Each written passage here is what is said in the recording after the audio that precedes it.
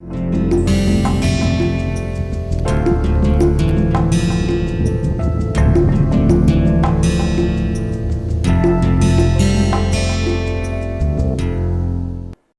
morning, everybody. So, today we are starting the second class. So, in the first class, we talked about how energy has intertwined in our day-to-day life affairs. We talked about some of the basic requirements where energy plays a critical role. We talked about the case study of ammonia production, and then we concluded the class with the fact that India is a oil dependent economy where it is continuously importing oil in order to run most of its industrial functioning and all other automobile industry, transportation industry, and different kind of production unit. So, today what we will talk about in the lecture 2 is what really is this oil economy and what is the genesis when people realize that we really have to think beyond the oil. So, if we look back, if we really read through the history of energy dynamics, we will realize fairly early in around 1950s, 1940s and 1950s, it was realized in the United States that oil or any other fossil fuel, as a matter of fact, will not be there forever.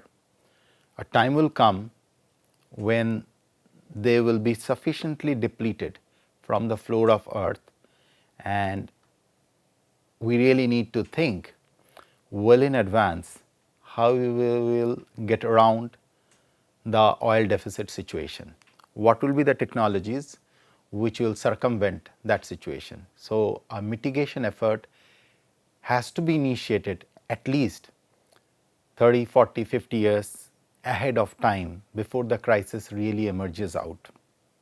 So, just have a look in this lecture. First of all, we will talk about that how these reports were coming, and there are several contradictory reports over a period of time, and today we will kind of summarize in the first part of this lecture that what were those initial reports, which are kind of landmark report today, and where we really stand and where in a specific India stands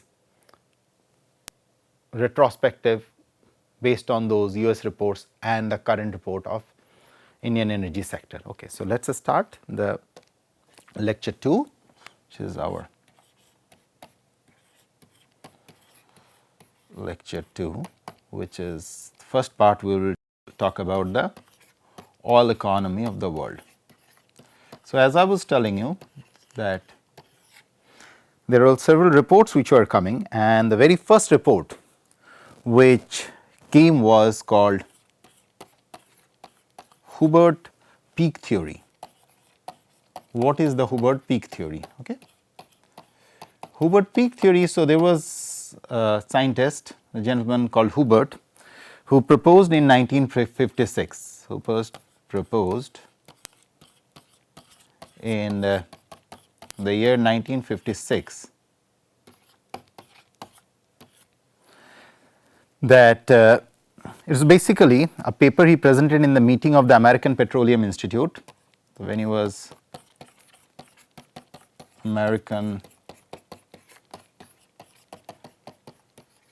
Petroleum Institute,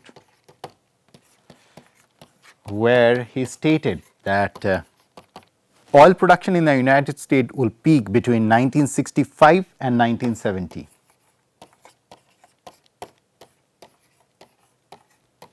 So, this was what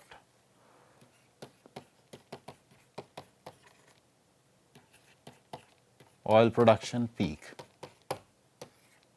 So, this was the very first report and kind of a historical report which was given by Hubbert, stating that possibly this is where mankind will see that there will be shrinkage in the oil fields unless otherwise new oil resources are found across the globe, whether under the sea. That is why you see there are a lot of undersea drilling taking place all over the world, or any other places in the world where there is sufficient oil and which is easily pulled out from the base of earth and which could be easily transported. Okay. So, this was the very first early historical report, but interestingly, though Hubbard predicted that it will be around 1965 and 1970, that really did not happen. Oil production did not peak, but that does not mean that Hubbard was wrong. Followed by this, there were several back and forth reports which came, but in between 2005 and 2007, United States Department of Agriculture came out with another report which is also called the Hirsch report, and we will narrate it in the next slide where we will talk about. So, this is between 2000, so it is kind of little a, like it is between 2005 and 2007, and the source is US Department of Energy, and this is also called Hirsch report, which was published during this time, HIRSCH, Hirsch report. Okay. So, the Hirsch report highlights on these following points. So, point 1, it says these are the key points. The first key point is world oil peaking is going to happen. So, this is true, someday or other is going to happen, it is just a matter of when it is going to happen. The second critical point, so this is important. So, this phenomena of oil peaking, which is the maximum production, could cost economies dearly. It will have a direct impact on the economy of any country.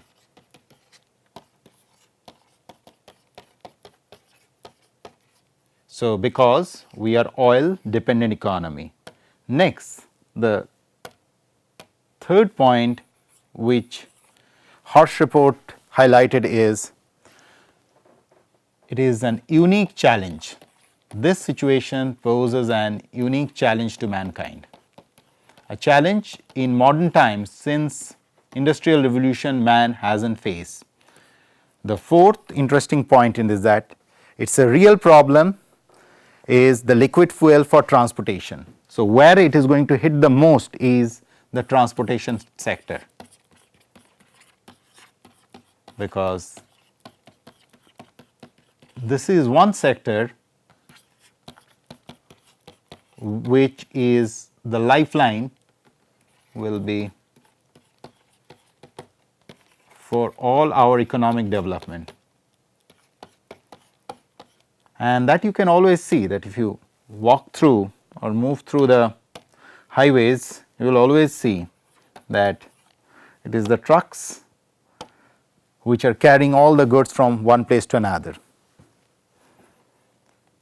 Then what they said, in order to mitigate this problem, mitigation efforts will run for decades before we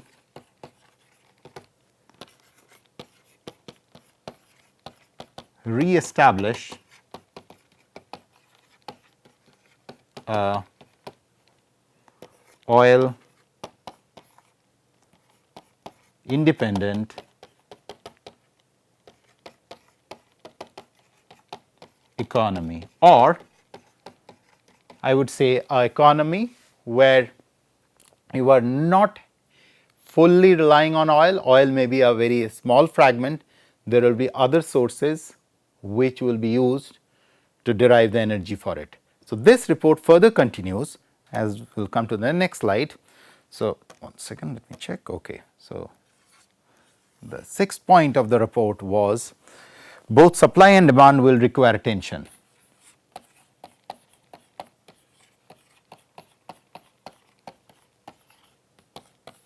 So, we really have to see that what is the real supply and demand, because as of now, because of the oil economy, we are not really clear what is the real supply and demand. But with the change of the landscape, we really have to be careful and recalibrate. So, there will be a lot of recalibration which will be needed, and this recalibration has to come at multiple level, at the level of the nation, at the level of small townships, at the level of household level, where all we are starting or utilizing this different kind of supplies, where we needed the supply and what are the demands for such supply. Okay. So, coming back to the next point into it, what we will be talking about is, so once the both supply and demands require attention. So, the next one is it is a matter of risk management. So, this is a classic situation where we really have to think that this is a huge risk and we have to develop strategies for managing these risks which is on our way. Next important part, for such kind of things you need very importantly government intervention.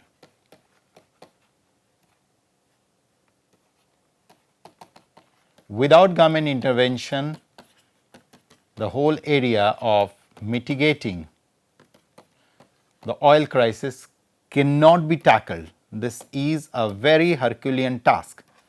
The next point, what Hirsch report very clearly says is that economic upheaval is not inevitable.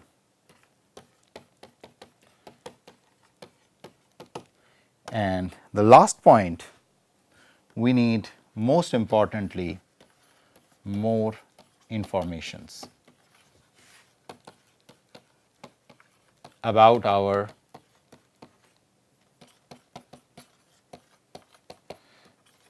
current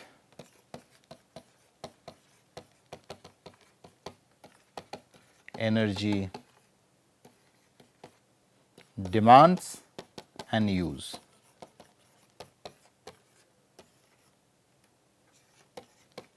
Or supply. So, overall Hirsch report or the DOE report between 2005 and 2007 highlighted it very clearly that it is high time that mitigation efforts have to be initiated. Because if you think of it, so say for example, currently we are in 2017, we are totally dependent on oil economy, and I say see within next 15 years of the total amount of oil what we are getting in India will go down to half. Just try to imagine the situation. If such a situation occurs, it is going to affect our economy big time, because the trucks, the trains, which are the lifeline of this nation, which are carrying goods from one corner of the nation to the other corner of the nation, feeding our soldiers, feeding our civilians all over the nation, will go down to half. And that is something which we can't afford. It may lead to a catastrophe. So, if we do not wish that catastrophe to hit us, then we probably have to think much earlier, and this could even lead to something called a Malthusian catastrophe if we really do not want it. So, if we look at it, if we kind of plot it, the next slide, I will just do a plotting for you guys just to give you an idea. So, say for example, today is, say for example, I am sitting in 2017. Okay. Now, this is where I have the reports with me. The reports came in 2000, say 2005, even 10 years before 2007. Okay. This is where the US DOE report clearly tells that the mitigation efforts have to be started. So, and I know, say for example 2030 or say 2040, where we are seeing the whole oil thing, oil peak is going to happen just for the. So, then it is high time that I start investing on ways and means today on other energy sources. And if I do not do that now, if the government does not invest money on other energy sources today, then what we are looking at is, at this stage if we reach, then we are looking for a catastrophe. And this does not need further reiteration that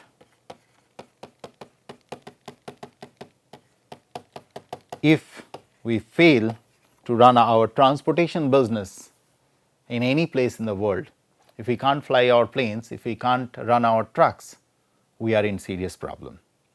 So, now in the light of this, when I talked about the other energy sources in my slide out here, where India stands. So, now this was the very beginning, brief giving you the outline of the oil economy of the world, and India is, it's just like a spider net. So, say for example, if you imagine a spider net out here, say for example oil producers, oil consumers, if there is a shaking in the oil producing nations, there will be a shake in the economy of the oil consuming nation. So, it is a worldwide web. So, you cannot run away from it. We have to accept the fact it is time we get ourselves educated about other sources of energy, and one of the very social purpose of this course is to educate our youth about what are the possibilities India has, where India can make a big change, a big difference, which we could be one of the leaders in this area. Where? So, let us evaluate where India stands. So, you remember in the last class we talked about India today is a oil dependent economy. It is importing oil from Venezuela, it is importing oil from Saudi Arabia, it is importing oil for Iraq, Iran, whatever. It is importing natural gas and so on and so forth. But let us see what India has. So, let us again redraw the graph and reposition ourselves, and then from there we will slowly start moving towards the core of it, the bioenergy. Okay. So, let us move on to the next slide. So, in the next slide what we talk about. So, you remember in the last class I told you, so assume that this box represents India, and at this point what India is doing, it is importing oil, and in that process we are spending a lot of our foreign exchange. We talked about that. Okay. And so, basically we are currently, we can call ourselves, this is present. Okay. So, this is in the present time, this is 2017 we are talking about fossil fuel dependent economy or fossil fuel based economy. Of course, India is producing, apart from it, it is also producing significant amount of coal, natural gas and all other things. Okay. So, this is where we are today.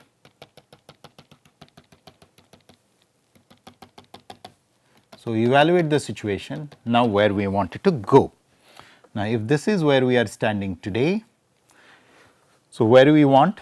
The first thing what we wanted to do, this foreign exchange spending, if we wanted to reduce this, that is our goal, because if we reduce this, then we should be able to invest this or funnel this money for doing more and more research into the area of renewable energy. Now, let us see what India can offer and what India has, as a matter of fact, which could be very helpful. Now, these are the resources India is having. We are the rich diversity of biomass, which is the direct source of the crux of this course called bioenergy, one area. We are diversity rich, then we have plenty of sunlight. The country has no dearth of sunlight. So, we are a very healthy photovoltaic nation. We have solar cells, PV here stands for photovoltaics. We have a huge sea line which gives us the tidal energy. We have waves. If you see the Bay of Bengal on one side, Indian Ocean in the bottom and Arabian Sea, you could harness them, harness energy from this movements. Then we have plenty of wind, which could be running the windmills. Those of you who have visited the Gujarat coastline all the way along the Somnath, all the way to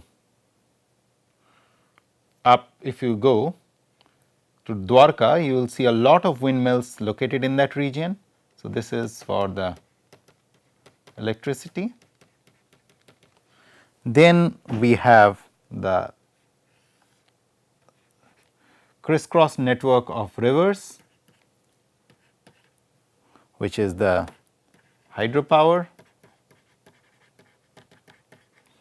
and we have the geothermal sources. So, if we could integrate all this, if we have a national program today which ensures that all these different resources what India is having, starting from biomass to tidal to solar to wind to geothermal, then we can, and if we put all our resources, all our research, all our investment and all our a huge chunk of our youth dedicate their life in terms of the research and getting a feel of the technology in these areas like the biomass, the sunlight, tidal, wave, winds, then we definitely can reduce this foreign exchange, and slowly what will happen is our import percentage of oil in years to come is going to go down, and automatically if the import goes down, automatically our foreign exchange expenditure is also going to go down in spending at, and that foreign exchange which is not being used could be funneled for more and more research into this area, more and more research and teaching into this whole domain of renewable energies. So, this is where, if this is what we talked about non-renewable energy India today,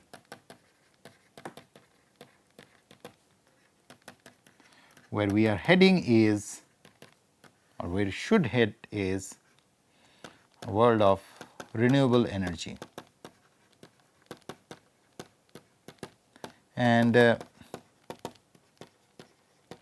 in this sector, there is a huge room for different form of innovations which is waiting.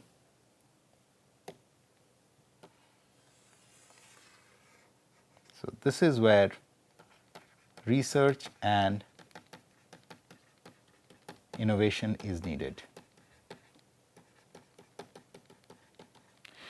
Now, out of this whole thing, our concern for this course is the easiest of all of them, which is very abundant in the nation, is the first point what I mentioned in the slide. If you go back to the slide, is this part.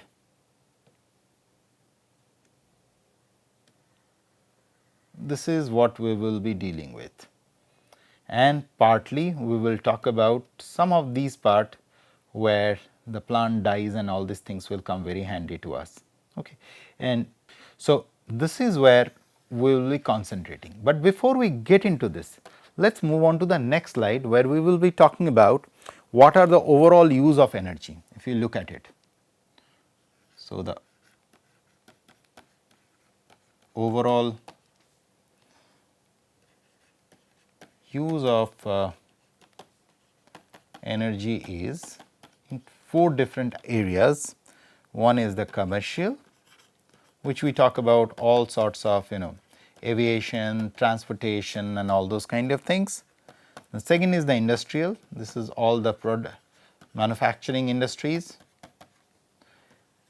Then we have the residential requirements,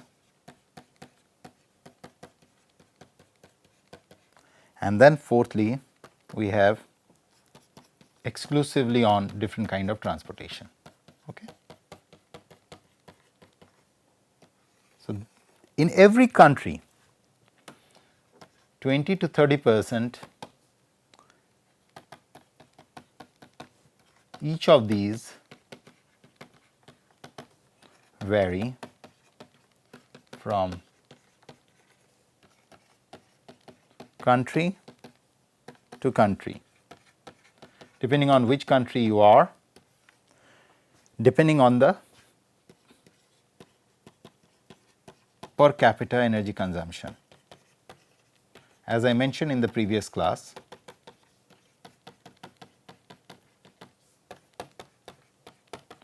energy consumption. So,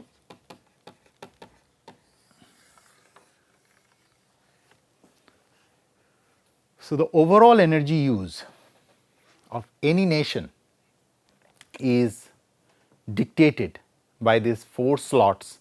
There is a commercial use or transportation or industrial use or residential use, how much you are using.